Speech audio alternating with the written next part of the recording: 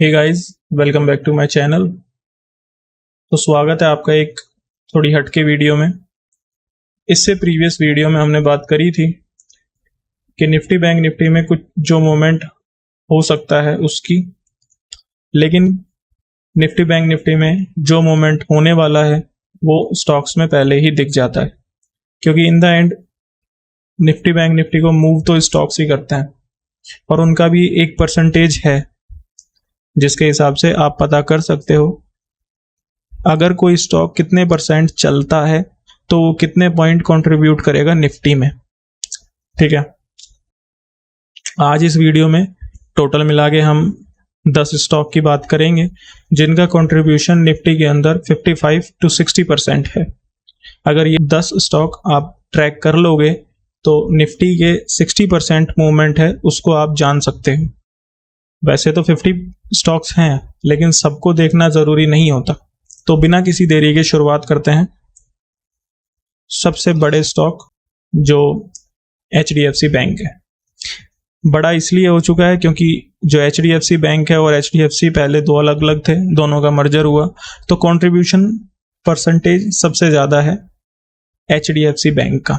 HDFC bank total मिला के 12% का वेटेज रखता है निफ्टी के अंदर। अगर बैंक निफ्टी की बात करें तो लगभग 25% का वेटेज है सिंगल स्टॉक का, 25 से 27% का वेटेज है HDFC बैंक का बैंक निफ्टी के अंदर। तो सबसे पहले HDFC बैंक का वीकली टाइम फ्रेम पे चार्ट एनालिसिस करेंगे। उससे पहले इसमें न्यूज़ क्या आई थी, कुछ 1 महीने 2 महीने पहले जो न्यूज़ेस थी उनकी भी बात हम इसमें वीडियो में कर लेंगे। सबसे पहले HDFC बैंक की न्यूज़ की अगर हम बात करें तो जुलाई की शुरुआत में एक न्यूज़ आई थी, डिपॉजिट ग्रोथ आपकी कितनी है। इनकी मोटा मोटी देखें तो कम होके आई थी, तो उससे ये एनालिसिस लगाया गया था कि बैंक में डिपॉजिट कम है जबकि लोन ग्रोथ आपकी अच्छी है। लेकिन अगर डिपॉजिट नहीं होगा तो फिर लोन्स तो आप बांट दोगे, लेकिन डिपॉजिट पे आपको देने पड़ते हैं मोटा मोटी। सेविंग्स अकाउंट में मैं बात करूं तो 3.5-4% इंटरेस्ट, और आप लोन देते हो 10% पे, तो कट टू कट 6% आपको बचते हैं। लेकिन अगर आपके पास पैसे नहीं है और आपको RBI से अगर लोन लेना है लोन बांटने के लिए, तो वो देते हैं 6.5%। तो कहीं ना कहीं 6% का जो मार्जिन था वो 4% बच जाता है, और उसमें भी कमीशंस वगैरह वो भी होते हैं। तो देखें तो वो थोड़ा नेगेटिव होता है हर बैंक के लिए। रिजल्ट की बात करें तो रिजल्ट आपके अच्छे थे, रिजल्ट की वजह से यहाँ पे मूवमेंट भी आया था, और रिजल्ट अब कहीं ना कहीं पास ऑन हो चुके हैं। अब आगे कुछ इवेंट है नहीं।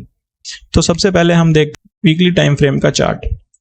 तो शुरुआत करें, एक बड़ी रेंज में है स्टॉक, 1720 के ऊपर क्लोजिंग वीकली टाइम फ्रेम पे नहीं हुई है। लगभग आप 2020-2021 की स्टार्टिंग से इस रेंज के अंदर हो। 1350 के नीचे आप सस्टेन कर भी नहीं पाते, तो वो एक सपोर्ट की रेंज होगी। मोटा मोटी बोले तो 450 पॉइंट की एक रेंज है जिसमें आप काम कर रहे हो। अभी के लिए आप रेंज के टॉप के आसपास हो, 1720 के। इस कैंडल ने क्लोजिंग देने की कोशिश की थी, लेकिन 1 जुलाई को जो आपकी न्यूज़ आई थी कासा रेशियो को लेके, उसमें स्टॉक नीचे आया और क्लोजिंग आपकी नहीं हो पाई वीकली टाइम फ्रेम पर। अब HDFC बैंक एक सपोर्ट के आसपास है, जो रेंज है 1600 से लेके 1560। 1600 के नीचे अगर मैं आता हूं तो 1560 तक टारगेट होंगे। 1560 के नीचे बड़े ब्रेकडाउन होंगे। जब तक 1560-1600 की जो रेंज है उसके नीचे मैं नहीं आता हूं, चांसेस होंगे कि दोबारा मैं 1720 को टेस्ट करूं। तो वीकली टाइम फ्रेम पे आप एक सपोर्ट के आसपास हो। नेक्स्ट हम बात कर लेते हैं डेली टाइम फ्रेम पे। डेली टाइम फ्रेम पे भी एक रेंज है, लेकिन वो छोटी रेंज है। 1600 के नीचे क्लोजिंग डेली टाइम फ्रेम पे नहीं हो पा रही है, 1650 के ऊपर भी क्लोजिंग नहीं हो पा रही है। तो एक रेंज है 1600 से लेके 1650 50 पॉइंट की, 1650 के ऊपर जाते हो ब्रेकआउट हो जाएगा, 1600 के नीचे आते हो ब्रेकडाउन हो जाएगा। रिजल्ट की जो कैंडल थी उसका क्लोजिंग भी 1643 आया था, वो भी 50 के ऊपर सस्टेन नहीं कर पाया था। तो डेली टाइम फ्रेम पे कंसोलिडेशन में है स्टॉक। नेक्स्ट बात कर लेते हैं हम आर्ली टाइम फ्रेम पे। आर्ली टाइम फ्रेम पे देखो तो एक ट्रेंड लाइन को टेस्ट करते हुए नीचे आए हो। ये 1 जुलाई वाला दिन था जब आपकी जो डिपॉजिट ग्रोथ है वो कम होके आई थी। उसके बाद आप इस ट्रेंड लाइन को टेस्ट करते हुए नीचे आए थे, एक लोअर हाई लोअर लो लगाते। अब 1600 से एक सपोर्ट लगे हैं, उसके बाद एक ट्रेंड लाइन में ही आप ऊपर आए हो। अगर हम इस मूवमेंट को एक पोल माने और ट्रेंड लाइन से जो सपोर्ट लेके आप ऊपर आए हो उसको फ्लैग माने, तो उस सिनेरियो में अगर ये ट्रेंड लाइन टूटती है तो एक पोल एंड फ्लैग बन जाएंगे और दोबारा आप बॉटम को टेस्ट करने के लिए नीचे आ सकते हो। दूसरे सिनेरियो में आप दोबारा इस ट्रेंड लाइन को टेस्ट करो और फिर ट्रेंड लाइन का ब्रेकडाउन दो और एक प्रॉफिट बुकिंग दिखाओ। अगर ट्रेंड लाइन का ब्रेकआउट हो जाता है, मतलब 1650 के ऊपर अगर आप सस्टेन कर जाते हो, तो फिर शॉर्ट कवरिंग आ जाएगी daily time early time frame पे 1700 तक, और डेली टाइम फ्रेम पे भी टारगेट यही है। तो HDFC bank weekly time frame पे एक सपोर्ट पे है, डेली टाइम फ्रेम पे एक कंसोलिडेशन में है, और आर्ली टाइम फ्रेम पे एक ट्रेंड लाइन से रिजेक्शन लेके बॉटम लगा रहा है। तो वीकली टाइम फ्रेम पे पॉजिटिव हो, डेली टाइम फ्रेम पे आप अभी के लिए एक कंसोलिडेशन में हो तो वहां पे कोई पॉइंट्स नहीं होंगे। HDFC बैंक में एक ट्रेंड लाइन से रिजेक्शन मिला है, अगर ट्रेंड लाइन का ब्रेकआउट आ जाता है तो यहां भी आप पॉजिटिव हो जाओगे, अदरवाइज यहाँ पे प्रॉफिट बुकिंग हो सकती है। तो इन 3 एनालिसिस से मुझे यही पता चल रहा है कि बड़ी टाइम फ्रेम पे मैं पॉजिटिव हूँ, कोई दिक्कत नहीं है। शॉर्ट टर्म में थोड़ा सा पेन है, अगर ये ब्रेकआउट दे देता है तो भी इसको खींच लिया जाएगा। और बैंक निफ्टी कहीं ना कहीं एक ओवरसोल्ड टेरिटरी में भी है, तो चांसेस हैं कि HDFC बैंक को खींच लिया जाए। ठीक है, अब नेक्स्ट स्टॉक की बात करते हैं। रिलायंस की कंट्रीब्यूशन करता है लगभग 10% निफ्टी के अंदर। न्यूज़ की बात करें तो रिलायंस में सिर्फ एक ही न्यूज़ है कि रिलायंस जियो का IPO लेके आ सकता है, जिसकी वैल्यूएशन 9 लाख करोड़ के आसपास है और अगली साल आ सकता है। ये न्यूज़ स्टॉक में चल रही है। चार्ट एनालिसिस रिलायंस का। सबसे पहले बात करें वीकली टाइम फ्रेम पे। वीकली टाइम फ्रेम पे जो 3000 का लेवल था, जिसके ऊपर क्लोजिंग करना भारी हो रहा था रिलायंस के लिए, उसके ऊपर आप गए, अच्छा खासा एक बाइंग भी दिखाई। अब दोबारा रिजल्ट की वजह से 3000 के आसपास आप हो और वीकली कैंडल आपकी एक सपोर्ट कैंडल ही दिखाई दे रही है, क्योंकि 3000 के नीचे आपकी क्लोजिंग नहीं हुई है। 3000 के नीचे आप क्लोज कर देते हो वीकली टाइम फ्रेम पे, वीकली कैंडल में, तो वहां पे नेगेटिविटी फील होगी। अदरवाइज वीकली टाइम फ्रेम पे सपोर्ट पे है रिलायंस। बात करें डेली टाइम फ्रेम पे, तो डेली टाइम फ्रेम पे जिस रेंज से पहले निकलने में लगभग स्टॉक को 6 महीने लगे थे, उस रेंज में आप दोबारा एंट्री कर चुके हो। 3050 3045 के जो लेवल्स थे, उसका जब ब्रेकआउट आया था लगभग 150 पॉइंट्स ऊपर आए थे आप। अब दोबारा उसी रेंज के अंदर आप क्लोजिंग कर चुके हो। हमने पहले भी बात करी थी कि रिलायंस थोड़ा सा बाउंस दे सकता है, 345 350 के आसपास एक रिजेक्शन है, उसको फेस करके चांसेस हैं रिलायंस दोबारा नीचे आ जाए। तो डेली टाइम फ्रेम पे एक रिजेक्शन के पास आप दिखाई दे रहे हो। अगर रिलायंस 3080 के ऊपर निकल जाता है तो फिर ये ब्रेकडाउन फेलियर हो जाएगा, नहीं तो 3050 का रिजेक्शन फेस करना पड़ेगा स्टॉक को। नेक्स्ट बात कर लेते हैं हम आर्ली टाइम फ्रेम पे। आर्ली टाइम फ्रेम पे आपको देखने को मिलेगा एक डब्ल्यू, ठीक है, जिसका ब्रेकआउट भी 3035 के ऊपर होगा, 3040 के ऊपर। टारगेट आपके 3080 के होंगे।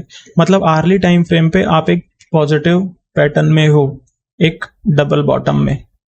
तो रिलायंस वीकली टाइम फ्रेम पे सपोर्ट पे हो, डेली टाइम फ्रेम पे रेंज के टॉप की ट्रेंड लाइन पे हो, ब्रेकआउट हो जाते हैं तो ये ब्रेकडाउन फेलियर हो जाएगा, अदरवाइज टॉप से रिजेक्शन लेके आपको नीचे आना है।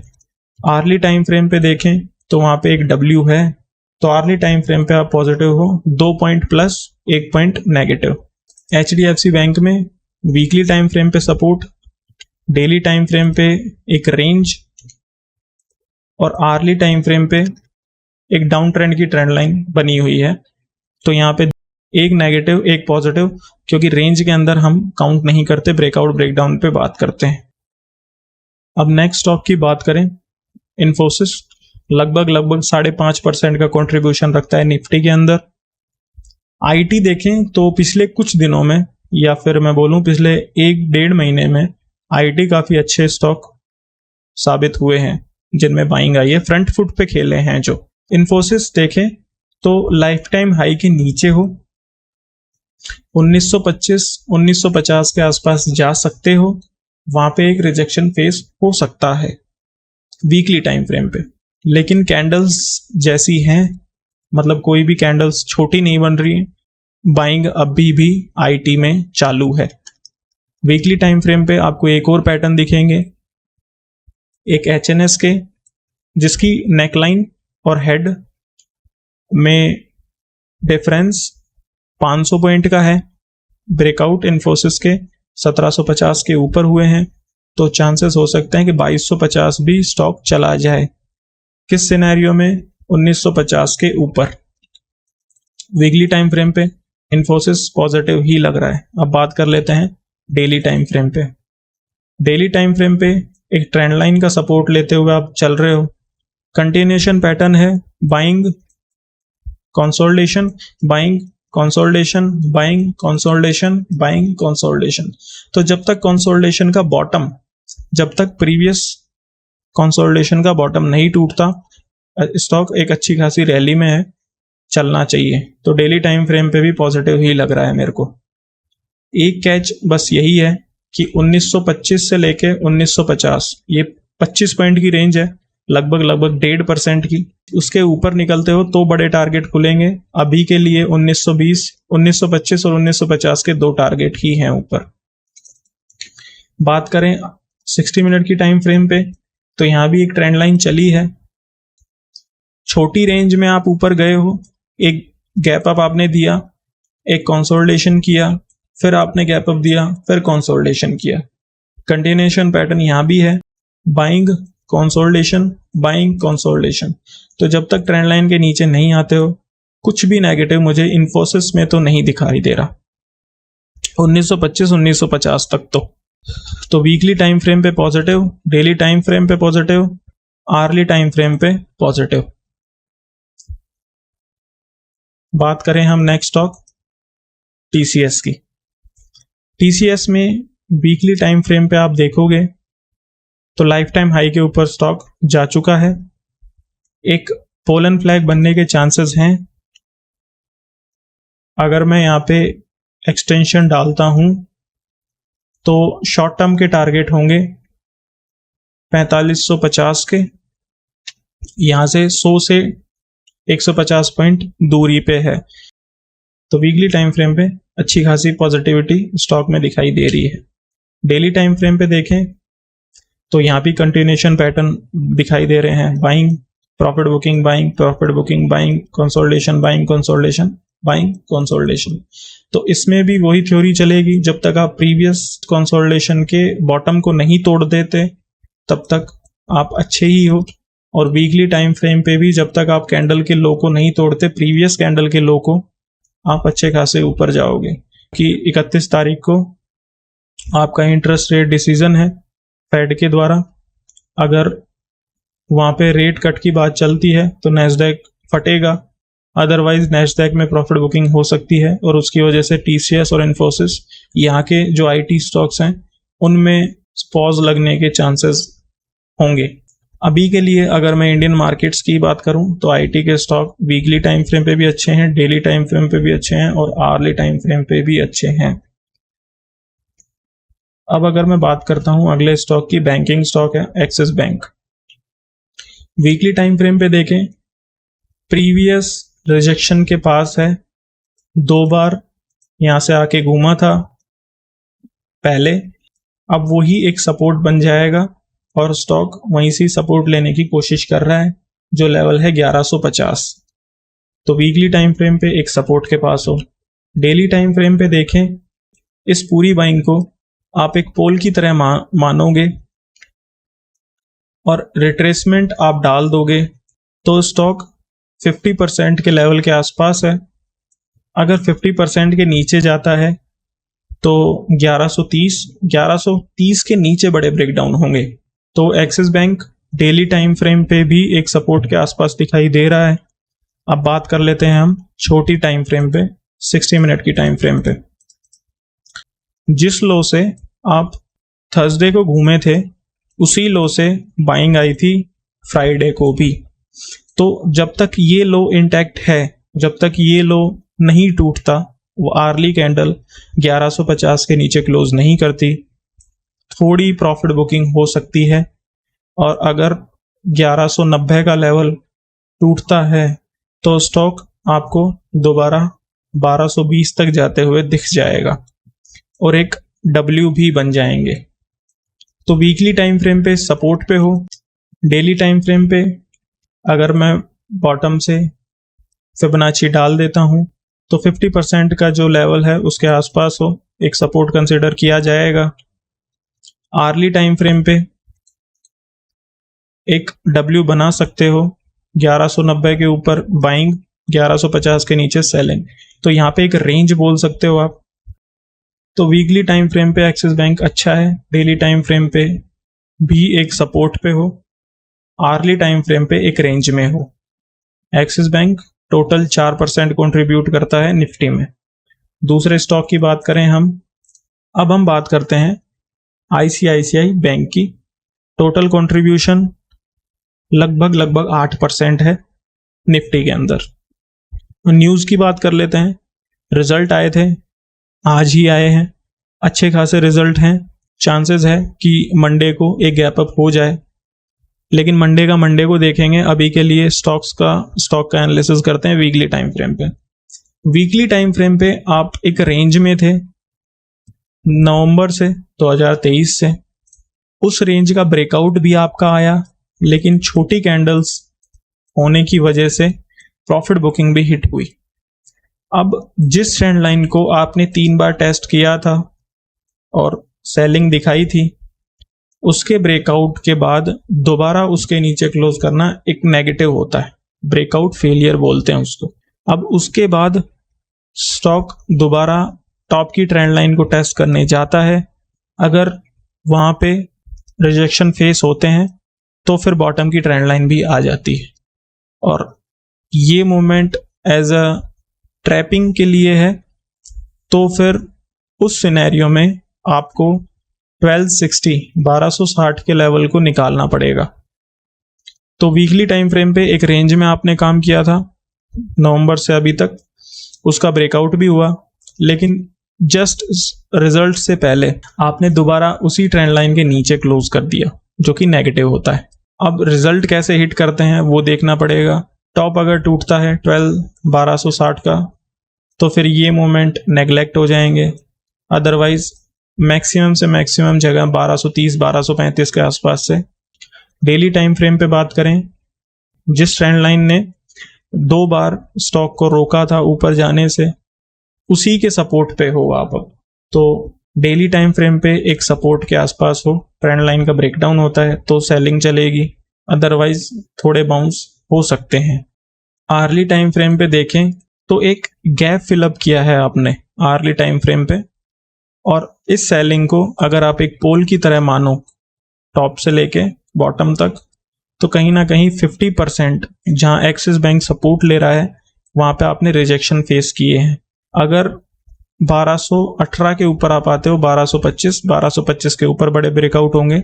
Otherwise selling, profit booking, selling के चांसेस हो सकते हैं। तो ICICI bank weekly time frame पे breakout failure, daily time frame पे एक सपोर्ट है, आर्ली टाइम फ्रेम पे एक नेगेटिव पोलन फ्लैग हो सकते हैं। नेक्स्ट स्टॉक की बात कर लेते हैं, कोटक बैंक। कोटक बैंक की वीकली टाइम फ्रेम पे बात करें तो स्टॉक ने बहुत दिनों तक एक रेंज में काम किया था, जो रेंज थी आपकी 2000 से लेके 1600 तक। देखें तो इस रेंज में आपने काम किया था 2000 से लेके 1600 तक। ब्रेकआउट आपके आए नहीं, 400 पॉइंट में आप मूव करते रहे। अब कहीं ना कहीं स्टॉक एक लोअर हाई लोअर लो के पैटर्न में है। मतलब कोटक बैंक एक पैरेलल चैनल में था, वहां से प्राइस एक्शन चेंज होके एक डाउन ट्रेंड के चैनल में बन चुका है। तो वीकली टाइम फ्रेम पे जो पैरेलल चैनल थे वो एक डाउन ट्रेंड के चैनल में कन्वर्ट हो चुका है, जो कि नेगेटिव है, और स्टॉक अभी के लिए ट्रेंड लाइन के रिजेक्शन के आसपास है। तो वीकली टाइम फ्रेम पे आप नेगेटिव हो। बात करें डेली टाइम फ्रेम पे, तो डेली टाइम फ्रेम पे एक हायर हाई हायर लो थे। उसके बाद कोटक ने न्यूज़ के ऊपर प्रीवियस लो को तोड़ा, 1750 के नीचे क्लोजिंग भी दी। इस जगह काफ़ी शॉर्ट्स भी बने, लेकिन जैसे ही ब्रेकडाउन फेलियर हुए, शॉर्ट कवरिंग भी स्टॉक में हो गई। ठीक है, अब अगर 1870 के लेवल निकलते हैं कोटक बैंक में, तो चांसेस हैं कि आप और थोड़ा ऊपर खिंच जाओगे, और वीकली टाइम फ्रेम पे जो ट्रेंड लाइन है टॉप की, वो भी निकल जाएगी और स्टॉक कहीं ना कहीं अच्छा हो जाएगा। लेकिन अगर वो नहीं होता है तो स्टॉक दोबारा बॉटम की तरफ जाएगा, जो कि नेगेटिव है। अब बात कर लेते हैं आर्ली टाइम फ्रेम पे। आर्ली टाइम फ्रेम पे एक ट्रेंड लाइन के पास हो आप, डब्ल्यू थे, डबल बॉटम आपका दिखेगा, वो कंप्लीट हो चुका है। डाउन ट्रेंड की ट्रेंड लाइन के आसपास हो, रिजेक्शन फेस हो सकते हैं, और बॉटम से जो बाइंग आई है 1730 से लेके लगभग 100 पॉइंट की 1830 तक, उसके चांसेस होंगे 50% प्रॉफिट बुकिंग दिखाने के। तो कोटक बैंक देखोगे वीकली टाइम फ्रेम पे नेगेटिव लग रहा है, डेली टाइम फ्रेम पे भी नेगेटिव है, ये शॉर्ट कवरिंग चल गई थी एक, और आर्ली टाइम फ्रेम पे भी एक ट्रेंड लाइन के आसपास है। अगर ट्रेंड लाइन का ब्रेकआउट हो जाता है तो नेक्स्ट बाइंग होगी। डेली टाइम फ्रेम पे भी स्विंग का ब्रेकआउट होता है तो नेक्स्ट बाइंग होगी। वीकली टाइम फ्रेम पे भी ट्रेंड लाइन का ब्रेकआउट होता है तो बाइंग होगी। तो तीनों सिनेरियो में कहीं ना कहीं थोड़ा रिजेक्शन के पास दिख रहे हो आप, थोड़े नेगेटिव दिखाई दे रहा है कोटक बैंक। अब नेक्स्ट स्टॉक की बात कर लेते हैं, SBI. SBI weekly time frame पे देखोगे एक रेंज में काम कर रहा है। रेंज का बॉटम टूटे या फिर टॉप, तो आपकी बड़ी बाइंग बड़ी सेलिंग चलेगी। अदरवाइज एक रेंज में काम करता रहेगा स्टॉक, और रेंज टोटल 50 पॉइंट की है, उससे ज़्यादा नहीं है। यहाँ पे भी देखो तो यहाँ पे भी लगभग 890 का हाई था और 840 का लो था, तो 50 पॉइंट का रेंज है। डेली टाइम फ्रेम पे देखें, यहाँ भी स्टॉक एक रेंज में दिखेगा। रेंज का ब्रेकआउट हुआ, ब्रेकआउट के बाद ऊपर सस्टेन नहीं कर पाए और ब्रेकआउट फेलियर हो गया, जिसके चांसेस हो गए कि आपके बॉटम की ट्रेंड लाइन को टेस्ट कर लिया। अब यहाँ पे बात करें आर्ली टाइम फ्रेम पे, तो आर्ली टाइम फ्रेम पे ये सेलिंग एज अ पोल की तरह, ये बाइंग एज अ फ्लैग की तरह। अगर एसबीआई 870 876 के ऊपर निकल जाता है तो 900 आने के चांसेस होंगे, वरना ये एक पोलन फ्लैग बना सकता है। 860 के नीचे ब्रेकडाउन हो जाएंगे और प्रीवियस लो टेस्ट हो जाएगा। तो एसबीआई देखें वीकली टाइम फ्रेम पे एक रेंज में, डेली टाइम फ्रेम पे एक रेंज में, 60 मिनट की टाइम फ्रेम पे एक नेगेटिव पैटर्न। तो यहाँ पे पॉइंट्स देना थोड़ा दिक्कत होगा, क्योंकि एक रेंज में पॉइंट्स नहीं दिए जाते हैं। अगले स्टॉक की बात करें आईटीसी की, वीकली टाइम फ्रेम पे लाइफ टाइम हाई के आप ऊपर हो, 500 का जो साइकोलॉजिकल लेवल है वो भी टूटा है, एक जो डाउन ट्रेंड का चैनल था वहां से भी आप निकले हो, तो कुछ दिक्कत नहीं है वीकली टाइम फ्रेम पे। तो स्टॉक अच्छा है, जब तक 500 के नीचे क्लोजिंग नहीं आती चांसेस हैं थोड़ा थोड़ा ऊपर खींचता रहेगा। डेली टाइम फ्रेम पे देखें तो यहाँ पे एक डबल टॉप बनने के चांसेस होंगे। हालांकि डेली टाइम फ्रेम पे भी 500 के ऊपर कैंडल यही क्लोज करी है, चांसेस हैं कि थोड़े ऊपर और खिंच जाओ आप। ठीक है, एक पोलन फ्लैग बन सकते हैं जिसके टारगेट होंगे 465 से लेके 510, मोटा मोटी बोलें तो 45 पॉइंट आपके होंगे। प्रॉफिट बुकिंग हुई 485 तक, 485 में अगर 45 पॉइंट आप ऐड करते हो तो टारगेट आपके 530 तक बन सकते हैं। आर्ली टाइम फ्रेम पे देखें तो एक ट्रेंड लाइन से सपोर्ट लेके आप ऊपर जा रहे हो, डबल टॉप बन सकता है। अगर ट्रेंड लाइन के नीचे आते हो, ट्रेंड लाइन के नीचे नहीं आते हो, टॉप पे ही रहते हो, तो एक पोलन फ्लैग भी आ जाएगा। तो आईटीसी वीकली टाइम फ्रेम पे भी अच्छा है, डेली टाइम फ्रेम पे भी अच्छा है, आर्ली टाइम फ्रेम पे दो कंडीशंस हो सकती हैं। Last but not the least बात करते हैं एलएनटी की। तो बजट में जो इंफ्रा को बढ़ के मिलना था वो नहीं मिला आपकी बार। एक्सपेक्टेशन यही थी कि इंफ्रा को काफी अच्छा अमाउंट मिल जाएगा, लेकिन वो सेम ही था। तो कहीं ना कहीं बजट डे वाले दिन एलएनटी में सेलिंग दिखाई दी, लेकिन बॉटम पे सपोर्ट थे तो खींच लिया। बात करते हैं वीकली टाइम फ्रेम पे। वीकली टाइम फ्रेम पे एक बड़ी रेंज में हो आप, 3900 3850 के ऊपर क्लोजिंग नहीं हो पा रही, ना ही आप 3300 3250 के नीचे क्लोजिंग दे रहे हो, तो वीकली टाइम फ्रेम पे एक बड़ी रेंज में है एलएनटी। बड़े ब्रेकआउट बड़े ब्रेकडाउन रेंज के ऊपर या फिर रेंज के नीचे होंगे। डेली टाइम फ्रेम पे देखें 3700 का लेवल ऐसा था जहां पे स्टॉक दो बार रुका, प्रॉफिट बुकिंग भी आई, लेकिन इस कैंडल ने 3700 के ऊपर क्लोजिंग दी है, तो चांसेस हैं फर्दर स्टॉक चल जाए। रेंज है आपकी एक 3500 से लेके 3700, 200 पॉइंट अगर ऊपर की तरफ आप ऐड करते हो तो चांसेस होंगे कि 3900 भी आप चले जाओ, लेकिन उसके लिए 3700 के ऊपर एक दो कैंडल और क्लोजिंग होती हुई दिखाई दे तो वो ज़्यादा अच्छा है। एक कैंडल पे विश्वास करना थोड़ा सा दिक्कत भरा हो सकता है। बात करें आर्ली टाइम फ्रेम पे, एक ट्रेंड लाइन में आप चले हो, ट्रेंड लाइन का ब्रेकडाउन होता है तो ही नेगेटिव होगे, अदरवाइज जो 3900 के टारगेट है वो इस ट्रेंड लाइन को फॉलो अप करते हुए आ जाएंगे। तो वीकली टाइम फ्रेम पे एक रेंज में है, डेली टाइम फ्रेम पे ब्रेकआउट है, आर्ली टाइम फ्रेम पे एक अपवर्ड ट्रेंड लाइन है, उसको फॉलो अप करते हुए ऊपर जा रहे हो। ट्रेंड लाइन का नीचे आता है तो खराब, अदरवाइज 3900 के टारगेट आ जाएंगे।